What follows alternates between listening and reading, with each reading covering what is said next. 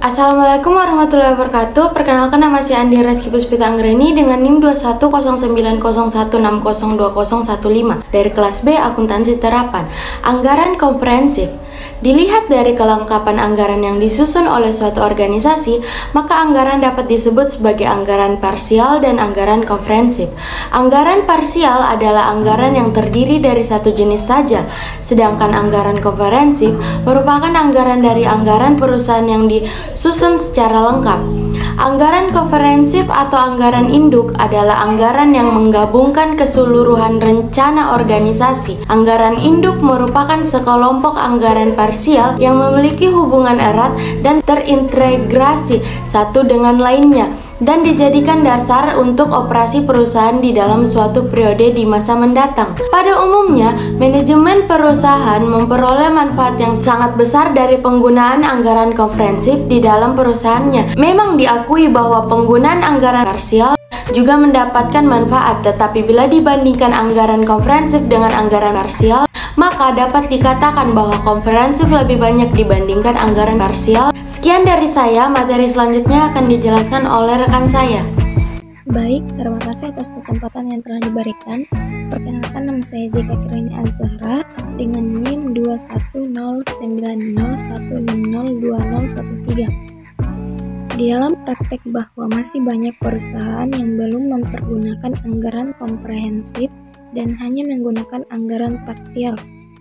Meskipun penggunaan anggaran parsial bukanlah merupakan alternatif terbaik dalam jangka panjang, tetapi hal ini dijadikan sebagai pilihan oleh karena keterbatasan dana, keterbatasan ahli untuk menyusun anggaran komprehensif dan juga kurangnya data pendukung untuk menyusun anggaran tersebut. Berikut ini disajikan contoh untuk menyusun anggaran komprehensif untuk suatu perusahaan. Contoh kasus, suatu perusahaan yang bergerak dalam bidang industri menghasilkan 5 jenis produk, yaitu produk antik, Bravo, Cindy, Delta, dan Error. Untuk menghasilkan barang tersebut, perusahaan menggunakan 4 jenis bahan baku, yaitu P, Q, R, dan S. Bahan baku dapat diperoleh dengan mudah dari pemasok. Untuk melaksanakan operasi perusahaan, bahwa perusahaan ini didukung oleh beberapa tenaga ahli yang berpengalaman dalam bidangnya. Mesin yang digunakan juga termasuk jenis mesin yang terkini dan dapat dikatakan tidak ada kesulitan dalam penggunaan mesin.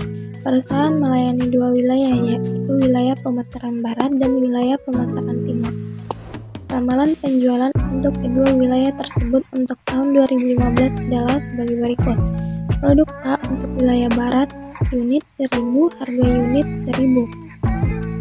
Untuk wilayah timur, unit 6000, harga per unit 1100. Untuk produk B untuk wilayah barat, unit 2000, harga per unit 1200. Untuk wilayah timur, unit 4000, harga atau unit 1300. Produk C untuk wilayah barat, unit 3000, harga atau unit 1500. Untuk wilayah timur, unit 1000, harga atau unit 1400. Produk D untuk wilayah barat, unit 2000, harga atau unit 1900. Untuk wilayah timur, unit 3000, harga atau unit 1700. Produk E untuk wilayah barat, unit 4000, harga atau unit 2100. Untuk wilayah timur, unit 3000, harga atau unit 2000. Rencana persediaan akhir dan persediaan awal sebagai berikut. Produk antik persediaan awalnya 2000, persediaan akhir 3000. Produk Bravo persediaan awal 3000, persediaan akhir 2000. Cindy persediaan awal 1000, persediaan akhir 2000. Delta persediaan awal 1500 dan persediaan akhir juga 1500. Produk Error persediaan awal 3000, persediaan akhir 4000. Untuk standar penggunaan bahan baku bisa dilihat pada tabel di samping. Perkenalkan, nama saya Siana. Baiklah, saya akan melanjutkan yaitu rencana persediaan akhir bahan baku dan persediaan awal serta harga per unit sebagai berikut. Kalian bisa lihat tabelnya di belakang saya.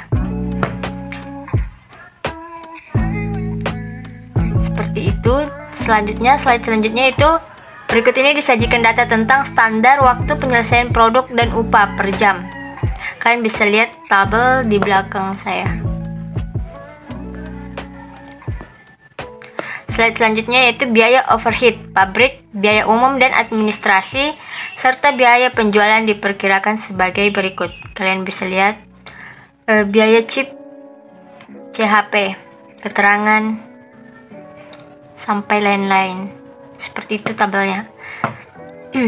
Slide selanjutnya yaitu pengeluaran modal yang dilakukan perusahaan adalah meliputi bangunan gedung sebesar 2 juta, mesin A sebesar 1.200.000, mesin B sebesar 650.000. Diperkirakan perusahaan pada tahun tersebut akan memperoleh pendapatan lain-lain atau bersih sebesar 960.000. Kenalkan, nama saya Musdalifah Amalia dengan NIM 2109016/2019 dari Prodi Akuntansi Terapan kelas B.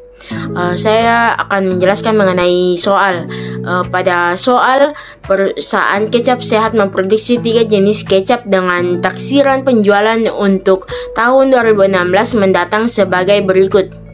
Dalam botol, pada tabel jenis kecap yang pertama itu sedang. Pada triwulan pertama 3.000, triwulan kedua 3.000, triwulan ketiga 4.500, dan pada triwulan keempat 1.500. Jumlah dalam setahun 12.000.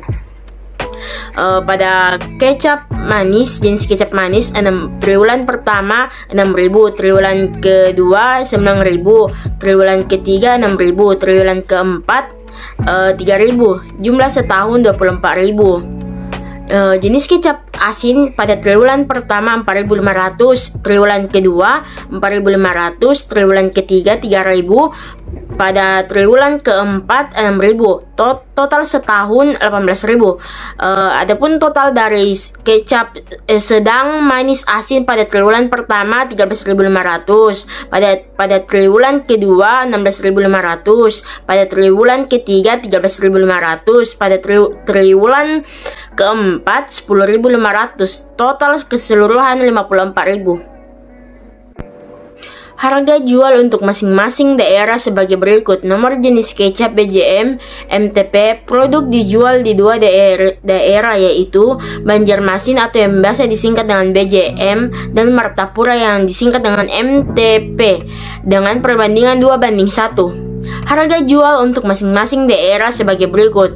Nomor jenis kecap yang pertama, kecap sedang. Harga jual di BJM 500 per botol, di MTP 600 per botol. Kecap manis di harga jual di BJM 600 per botol, di MTP 750 per botol. Kecap asin di harga jual di BJM 500 per botol, di MTP 600 per botol.